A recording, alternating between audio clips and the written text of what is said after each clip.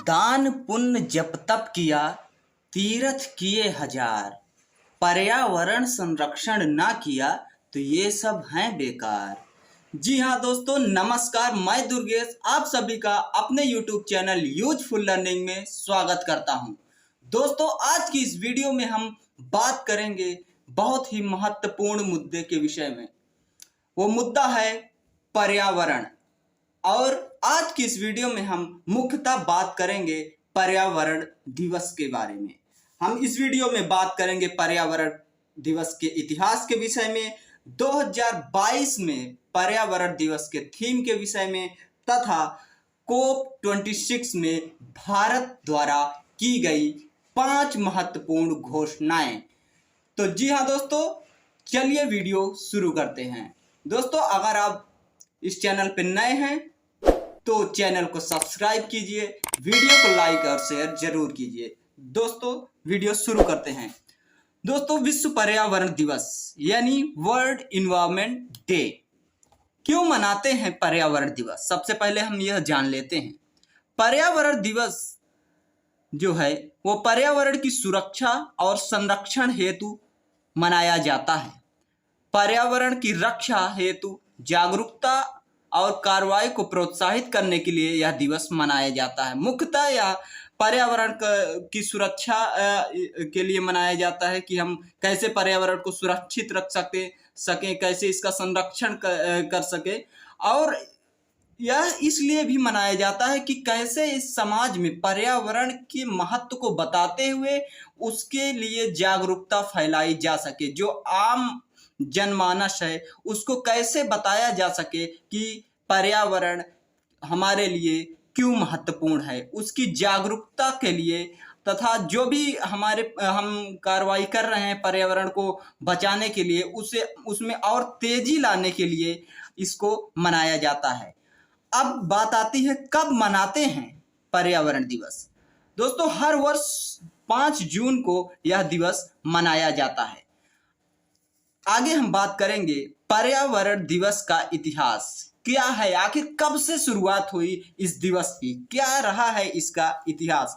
दोस्तों, हुआ यह कि 1972 यानी 1972 में यूनाइटेड नेशन संयुक्त राष्ट्र संघ द्वारा मानव पर्यावरण विषय पर जो है एक संयुक्त राष्ट्र महासभा का आयोजन हुआ।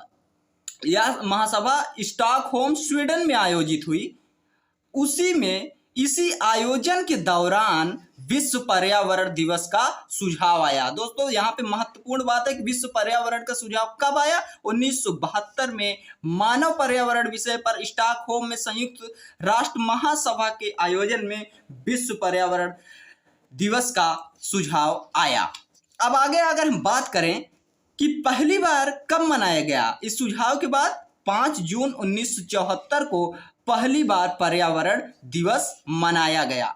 आज की अगर हम प्रेजेंट टाइम में बात करें तो पर्यावरण दिवस के अवसर पर 143 देश भाग लेते हैं। हर वर्ष क्या होता है, इसमें एक थीम दिया जाता है और एक देश को मेजबानी दी जाती है, जिससे क्या हो सके कि सभी देश आपस में जुड़ सके और सभी देश इस अच्छे कार्य में अपना सहयोग दे सके और पृथ्वी में जो हो रहे जलवायु परिवर्तन को बचाने के लिए कार्य कर सके। इसीलिए हर बार अलग अलग देश को इसकी थीम दी जाती है। इसका मुख्य उद्देश्य है कि हमारी जो प्रकृति है उसकी रक्षा की जा सके, जागरूकता को बढ़ाया जा सके और दिन प्रतिदिन जो बढ़ रहे हैं पर्यावरण के मुद्दे हैं उनको देखा जा सके। जैसे मुद्दों में जैसे कभी प्लास्टिक हमारे लिए समस्या बन रही है, कभी एयर पोल्यूशन जो है वो हमारे लिए समस्या बन रही है। तो इन सभी मुद्दों को के प्रति जागरूकता और इन मुद्दों को देखना इस दिन को का मुख्य उद्देश्य बनता है कि हमारी पृथ्वी को कैसे इन सब चीजों से बचाया जा सके। यहाँ पे एक मुख्य बात यह बताऊंगा कि भारत ने 1972 में जब यह मानव पर्यावरण ह्यूमन इन्वायरमेंट विषय पर जब यह आयोजन हुआ स्टॉकहोम में, तो भारत की तरफ से बहुत महत्वपूर्ण कदम उठाया गया। इस आयोजन में किसी भी देश के राष्ट्राध्यक्ष यानी हेड ऑफ स्टेट नहीं गए हुए थे, लेकिन भारत की तरफ से भारत की वर्तमान उस समय की प्रधानमंत्री श्रीमती इंदिरा गांधी जी वहां पे गई थी और उन्होंने अपना वक्तव्य दिया था और दुनिया को पर्यावरण के विषय में एक नई राह दिखाई थी। दोस्तों, इस पर्यावरण दिवस का अन्य नाम भी है, इसको इको डे के नाम से भी जानते हैं। किस दिन से के नाम से? इको डे के नाम से भी इस दिन को हम जानते हैं। अब आइए दोस्तों जानते हैं कि इसका आयोजन, कुछ मुख्य आयोजनों के बारे में हम जानेंगे। बाकी आयोजन तो इसका हर वर्ष होता है। 1974 में इसका पहली बार आयोजन हुआ और इसमें थीम क्या थी? थीम बहुत इंपॉर्टेंट है क्योंकि थीम हर एग्जाम में पूछी जाती है। पहला जो थीम था, केवल एक दुनिया।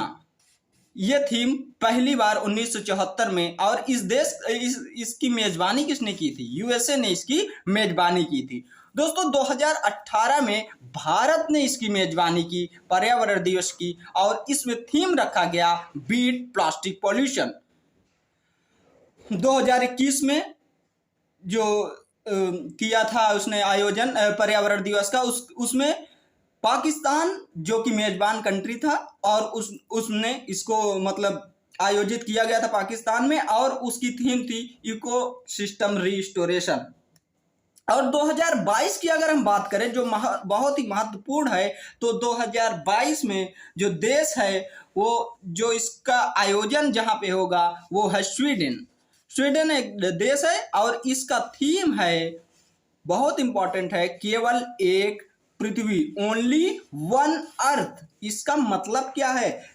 इसका मतलब यह हुआ, इस थीम को इसलिए रखा गया, पहली बात स्वीडन को मेजबानी इसलिए दी गई कि 1972 में पहली बार स्वीडन में ही यह आयोजन हुआ था जिसमें यह निर्णय लिया गया था कि हम पर्यावरण दिवस मनाएंगे, और इस वर्ष उसके 50 वर्ष पूरे हो रहे हैं। 1972 से 2022 50 वर्ष पूरे हो रहे हैं, इसीलिए इस बार स्वीडन को मेजबानी दी गई और इसका थीम रखा गया ओनली वन अर्थ, यानी कि हम पृथ्वी के साथ कैसे सद्भावनापूर्ण व्यवहार करें, मतलब कि हम अपना विकास सस्टेनेबल डेवलपमेंट के तहत करें और पृथ्वी को के साथ विकास, और पृथ्वी जो हमारी जलवायु परिवर्तन है उसको कैसे बहुत जो कार्बन उत्सर्जन हो रहा है, टेम्परेचर अर्थ का बढ़ रहा है, इसको कैसे रोका जा सके, यानी एक समन्वय बैठा के कैसे चला जा सके। इसीलिए यह थीम रखी गई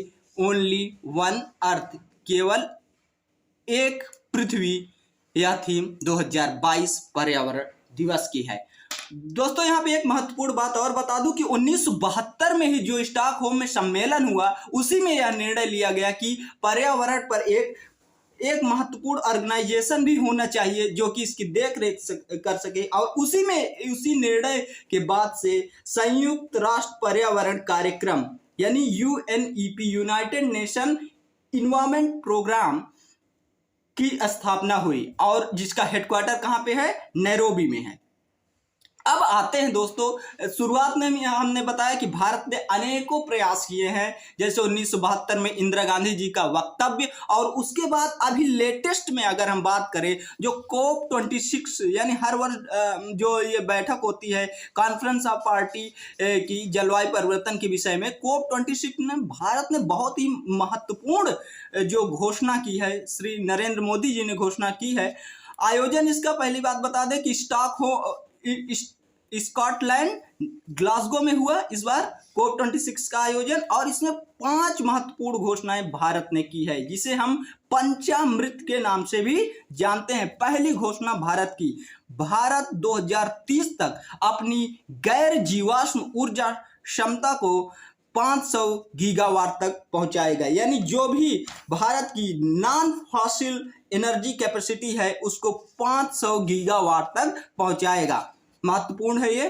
2030 तक 50% ऊर्जा की जरूरत जो है उसे अक्षय ऊर्जा से पूरी करेगा। अब अक्षय ऊर्जा यानी रिन्यूएबल एनर्जी से जो पूरा करेगा अपनी जो जरूरत है। रिन्यूएबल एनर्जी जैसे कि सौर ऊर्जा आदि जो कार्यक्रम भारत में इसके जो चलाए जा रहे हैं, उसके द्वारा हम 50% जितनी हमारी एनर्जी की जरूरत है उसका 50% रिन्यूएबल एनर्जी से करेंगे। आगे जो महत्वपूर्ण घोषणा है, 2030 तक कुल अनुमानित कार्बन उत्सर्जन में 1 बिलियन अरब टन की कमी करेगा।